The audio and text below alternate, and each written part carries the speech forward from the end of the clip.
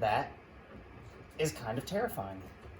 Alright, first thing I'm doing is getting the torsion bars out, because this is a four-wheel drive, so it has torsion bars, not coil springs.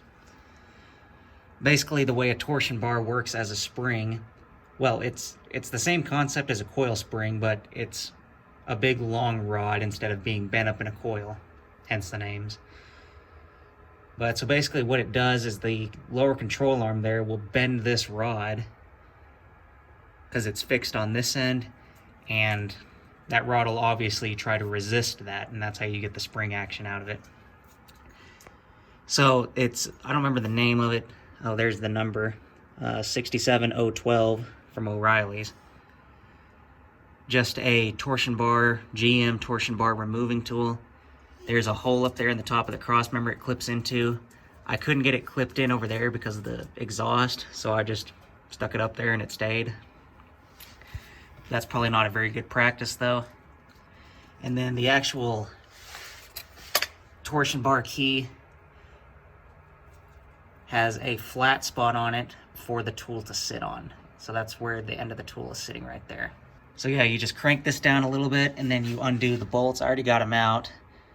There's a piece that goes in here and then the bolt threads into that, and the far end of the bolt is what keeps the torsion bar key in place. And you want to count how many turns it takes to get that out. So I just took a socket and an extension here and I marked it there, you see, with Sharpie.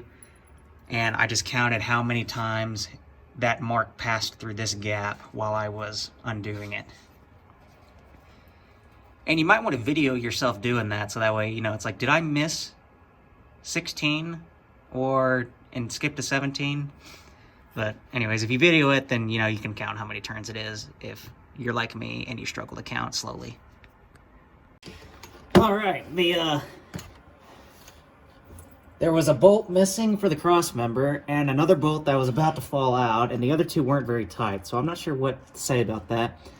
The old Earthquake XT here, Harbor Freight Special, is struggling a little bit. You kind of got to get it rolling and then just throw it onto the bolt. But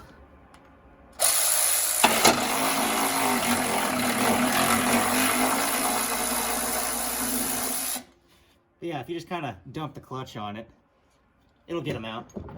So as far as these two bolts were the same length, they were shorter. This one over here was the longer bolt for future reference. But here's a perfect GM engineering, whatever, problem. Shh, you're fine. I need to slide this cross member back. I can't because it hits the factory exhaust. They could have scooted the muffler back probably 8 inches before they had a problem. And really, if they would have scooted it back just another inch, that would have alleviated this problem I'm facing here. Heat is going to be the only chance these have of coming out without breaking. Okay, so I have a confession to make. I definitely heated up this one and got this one cherry red hot, and then put the wrench on that one and broke that one. So that's my bad. Sorry, car. I didn't mean the words I said, even though they're true. This bolt is loose and coming out, so I guess this is just going to be held together with one bolt when I put it back. Because it needs an exhaust at some point because it's all rotted out, but I really don't want to have to do that right now. Alright, well, at least the thing that we can learn from this situation is, 1, pay attention to what you're doing, and 2, heat is your friend. Now, I was being careful. I had the windows of the car open, and I was making sure I wasn't heating up the floor, because, you know, that's how you set a car on fire. So, made sure I wasn't heating up the floor. I kept an eye on where the flame was at, and kept an eye on what, you know, if there was any fumes coming out of the car, and there wasn't, so that was all good. Didn't set the carpet on fire. But yeah, heat is good. All right, I got the exhaust off the cat and pushed up. That let this slide back. Now you can see the torsion bar has fallen out of the control arm, which is what we wanted. So I'm just gonna leave both torsion bars here for now because I don't think I actually need to take them out. But one thing that the book did say is these are directional. And you want to make sure that this end goes back in the control arm where it came from. You don't want to be, at least from what the book said, you don't want to be flipping them around or doing anything like that. All right, update. So obviously, got some progress made. Had to take this guy apart. It was hidden up behind this flap, clipped into the frame. I just gently worked it out with a flat blade screwdriver, pulling around the prong thing here as to not break the actual clip. And then it had 2 bolts holding it. One right there that's still holding the brake line. The other one went there that also held the brake line. I had to take the caliper off. And I had to undo the 6 bolts for the front axles. So I used the electric impact and that got those out. So other things, undid the cotter keys, undid the nuts, and I just used this for the nuts. This actually is a really good tool. I've put this under a good bit of strain. You can see how I've been hitting it on there with the hammer at one point. And because it latches down like that, it's not as likely to round a nut off. So I've been using that quite a bit. So the upper one, I just used, you know, your standard ball joint fork, shoved it in there, just beat on it, it popped out without a whole lot of drama. And lower ball joint, that's the hole where the grease zerk pokes through. This one I had to knock all the bolts out, and then once I did that, and once the axle is unbolted, you can wiggle it around a whole lot and get the lower ball joint out from under the control arm. And then you have to undo the shock, which I bought new shocks anyway, so that needed to happen. But you have to undo the shock in order to get this hub out. All right, I got it out. So put a swivel on the end of it with a short socket. That was enough to get up in there and get around the sway bar. I had to break it loose with this guy first, and then the impact took over from there. All right, moving on to the tie rod ends. So this put up a little bit of a fight. I left this one tight and I loosened this one because I figure, so while that's still together, I should try and, you know, systematically start taking this apart, working back to that inner tie rod. But I would try and turn this and it would turn up here instead of down here. So what I did is, ever so gently, I took the ball joint fork and just gently tapped it in there just a little bit just to open this clamp up. So once that clamp was opened up, it still wouldn't go.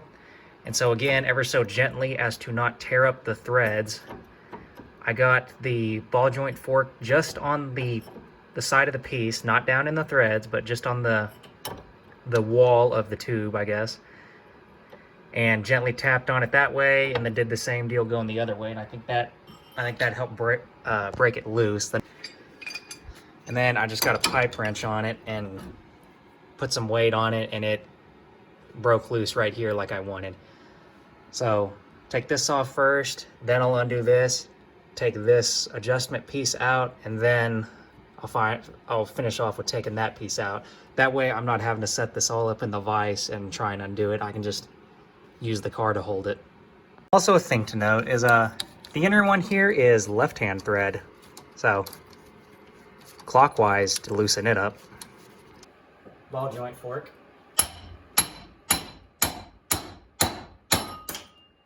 And there we are. If you want a good visual on how terrible the grease is on this thing, here's a piece that came off that tie rod end. Also, a thing to be aware of if you're going to work on a GM product, you are going to have pretty much every size wrench and socket in existence out. Whatever the job is, every socket, metric, SAE, I'm sure there's some special ones. That's one of the adjustables there. GM was, I think it was the engineering design challenge to use every single fastener in production on every single vehicle. But anyways, with that side note, I got the wrench down there on the shock absorber bolt, the upper one, and it's just kind of, I don't know, gently crushing into the valve cover. because I can't hold it from down here because of the way that it is. And then I'm just loosening it from here. So I got the upper control arm out, and I went ahead and I'm putting all the hardware back on things as I take it apart, just so that way I don't lose it. If this was going to be a part long term, like how the 280 is, I would put all of these in baggies and put a sticky note or just a slip of paper, you know, that's lower control arm bolts, and put all that in a bag. Just because even with stuff laid out here from what I worked with today, it can get confusing as to what goes where. And, oh, hey. Huh. Things are turning around here. I got a hose clamp. Okay, but yeah, upper control arm is out. Put the bolts back in there so I wouldn't lose them. I don't know if that's supposed to have end play like that, but I'm just gonna say it is. Got the caliper tied up so it's not just dangling by the brake line that I need to replace, but again, I don't want to have too many irons in the fire here. I'm gonna get the front end back together and then I'll do the brakes some other time. So since I think I forgot to mention, the reason that these lower control arms are bolted is because, and not riveted like this one, is because the lower ones have already been replaced. So like this upper one, to replace it, it's gonna be grind off, knock out the rivets, and then the new one comes with bolts to bolt it in. So the fact that these lower ball joints are already bolted in means that they've already been replaced at some point. So just taking out these bolts.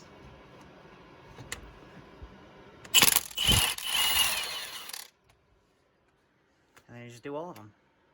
All right, so just so far, taking that off, unbolted the axle, undid the shock, undid the ball joint. And on this side, doing it a little different than the other side.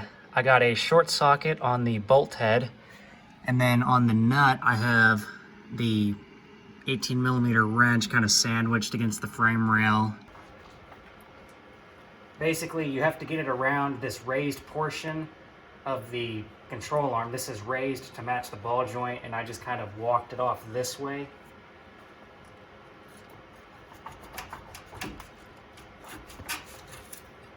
Okay, well, the ball joint's free, but now our axle isn't.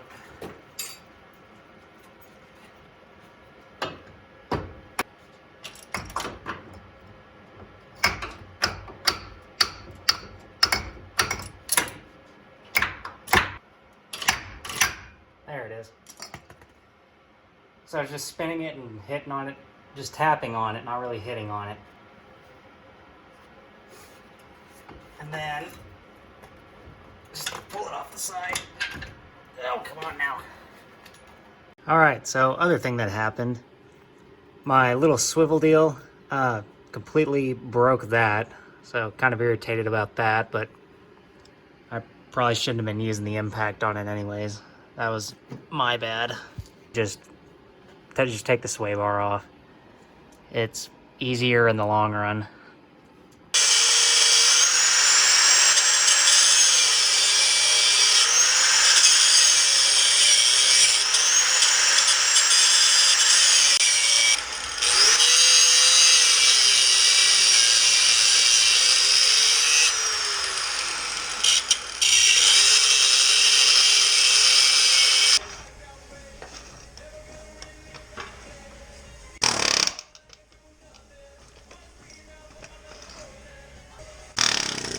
So I'm just doing this the same way I did on the 280, which it worked perfectly fine there, so I don't know why it wouldn't work here.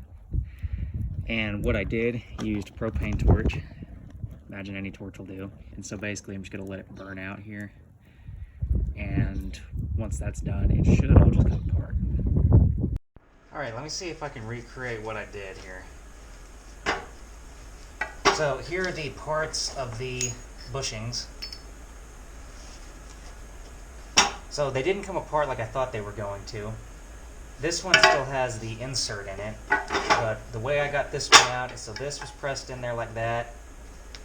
This piece would have pressed in there, and then this guy went on the outside, and the rubber is obviously already removed. I got it on the back of this and scooched everything out a little bit, and then I got the air chisel on the back of this to blow it off. And so once that piece was knocked off, I could push this out towards the inside. From there, just pull the rubber out. I mean, it pretty much just falls out at this point. The hard thing to get out was this guy. And the way I did that, so it was pressed in there. You can see the ends of it. Without catching the control arm, I used the punch on the air chisel to bend 2 spots in 180 degrees apart. And then from there, I took a 15/16 socket upside down attached to a extension. Put it in here like this. And so this piece here obviously fits completely around this. So that was supporting the control arm. And then I just tapped it out with the hammer, hitting it up, hitting the top of the extension. So I'll see if I can recreate that here.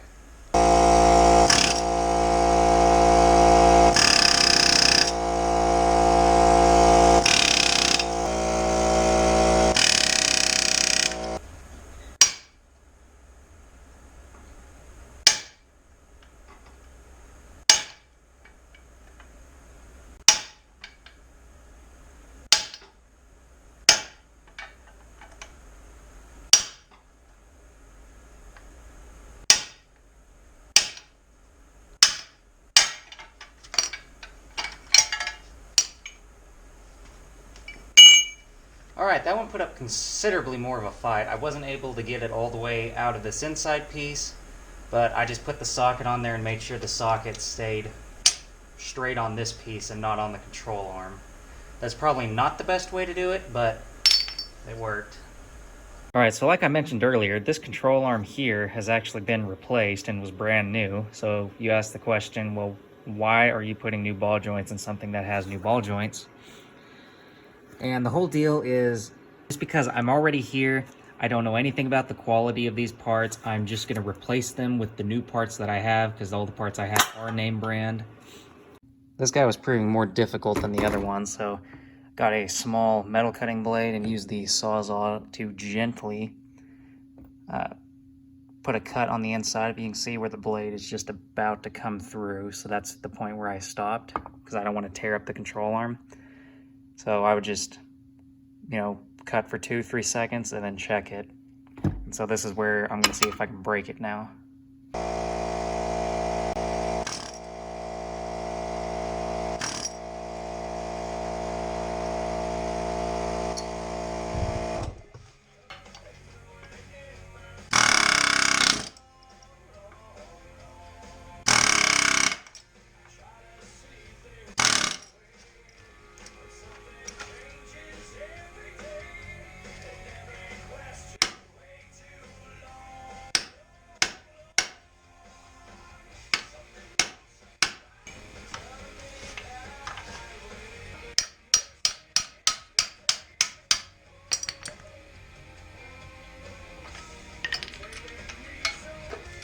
Alright, that much easier.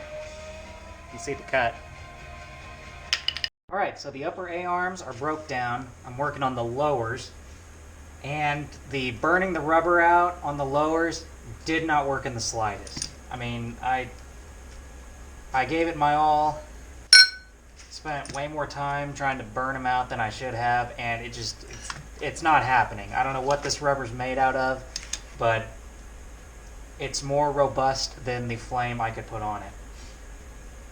So I did have this kit, and I was using it to press out the bushings, and on the far end here I have a impact socket. There wasn't anything in the kit that was the right diameter for either bushing, go figure.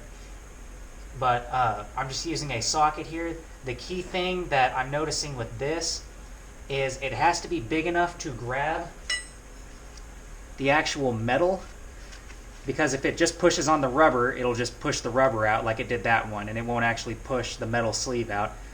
But if it's too big, then you'll grab the control arm, and if you crush that end of the control arm, then I imagine you're in a world of hurt, because I mean, those have to stay in line with each other in order to press a new one in.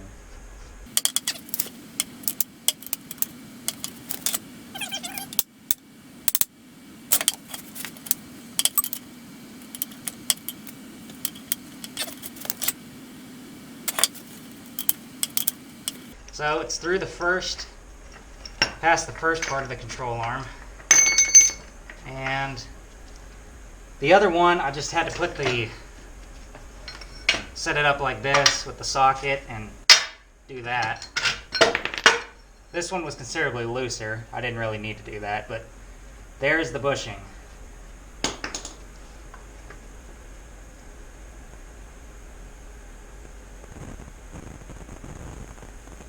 All right, I think I remember the problem here. Problem with this guy was the clamp doesn't fit in there. So I think what I did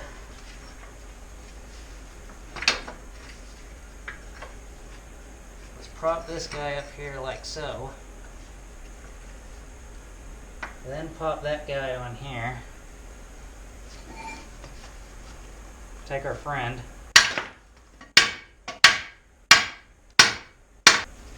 so again, I'm making sure I'm not hammering on the lip of the control arm. I don't want to tear that up. I'm making sure that the this lower part of the control arm is supported, and that my tool here isn't sitting on the bushing, because then I'm just smashing the bushing for no reason.